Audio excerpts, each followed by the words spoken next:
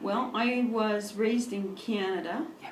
Every time the Queen comes to visit, every time we truck out our Native community, our First Nations people, and we're very proud of our First Nations art, and we're very proud of our First Nations dancing, and we really celebrate their culture. But at the same time, as a Canadian, both sides of my family originally came here from Europe about 150 years ago.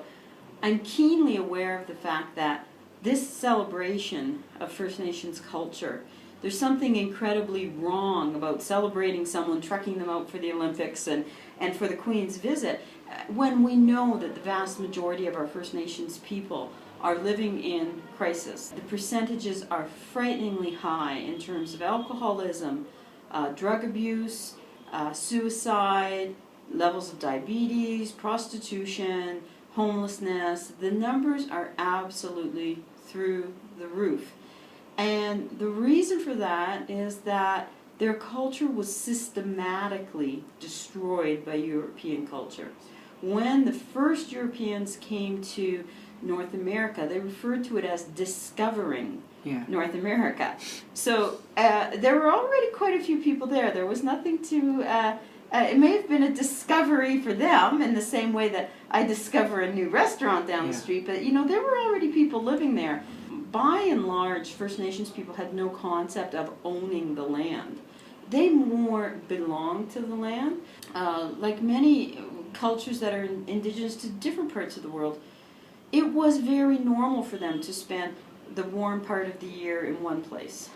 So the honey bush, you go to the honey bush where the maple trees are, and you go to the salmon run where the salmon run is, and there's a certain range that you move around during the year. You don't particularly own any of that land. And I mean, the First Nations, they were each their own individual nations, so they would have wars with each other, and their territory would expand or collapse, but there wasn't a sense of ownership. So for the most part, when the Europeans took their land, this wasn't really even a concept that First Nations people could sort of get their mind around. How can you take land? Most of the treaties that were signed were just signed under conditions of, somewhere between trickery and, not exactly dealing in good faith. So then the lifestyle of the First Nations people collapsed. You can't really talk about First Nations people as a group because they were. It's like you can't really talk about Vietnamese people, Bhutanese people, Nepali people, and Indian people, right? Just because they're accidentally in a contiguous geographic region. First Nations people, there's huge variety of culture that was there. The one thing they have in common is European people coming in and displacing them and very actively putting them onto the worst land, making absolutely no attempt whatsoever to support their original culture, and in fact doing everything they could to disturb that original culture, to make sure there were no buffalo for them to hunt, to make sure that children were forcibly displaced into residential schools where they were forbidden from speaking their original language, had to worship in Christian, had to wear a European style of clothes. So then, I was born in 1965, so I was raised during that time when, we're finally getting it. We brought our own Charter of Rights into being, and it was so clear and obvious that the way that we dealt with the Native people in the past was not according to our own values. And some of the more northern communities, the level of poverty is absolutely unimaginable for a westernized nation. But the damage is so deep into the community. The sense of cultural guilt, the sense of what we did to the people that lived in that land. And sure, it wasn't me, and it wasn't even my grandfather, right? But there's this idea that I live on land that was once Aboriginal land, and you cannot change that. You can't. I mean, you'd have to go back generations and generations to figure out who screwed who in that deal. But the point is, my car is parked in a driveway that used to be Aboriginal land, and the descendants of the people that originally would have fished in that area or would have farmed in that area, there's like a 70-80% chance that they're alcoholics or that there's a teenage suicide in their close family. And so I'm living out the positive effects of the tyranny of the people that came before me, and I don't really understand how you fix that. Yeah.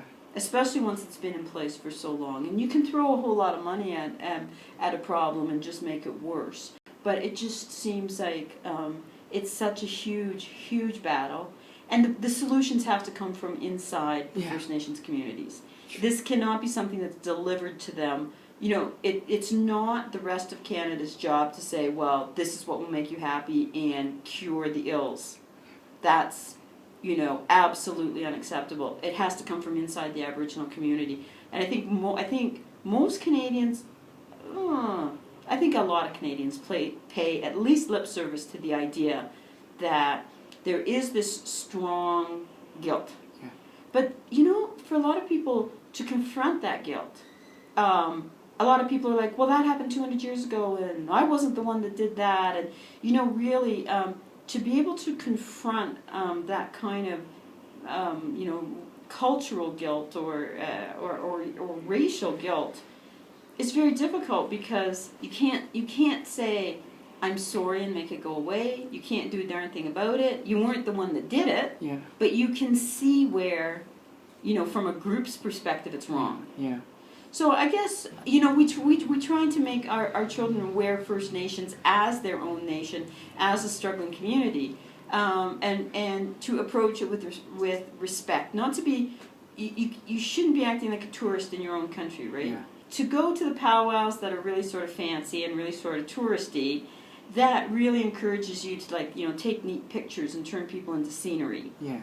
And that's, you know, the original problem came from not understanding that those are people. Yeah.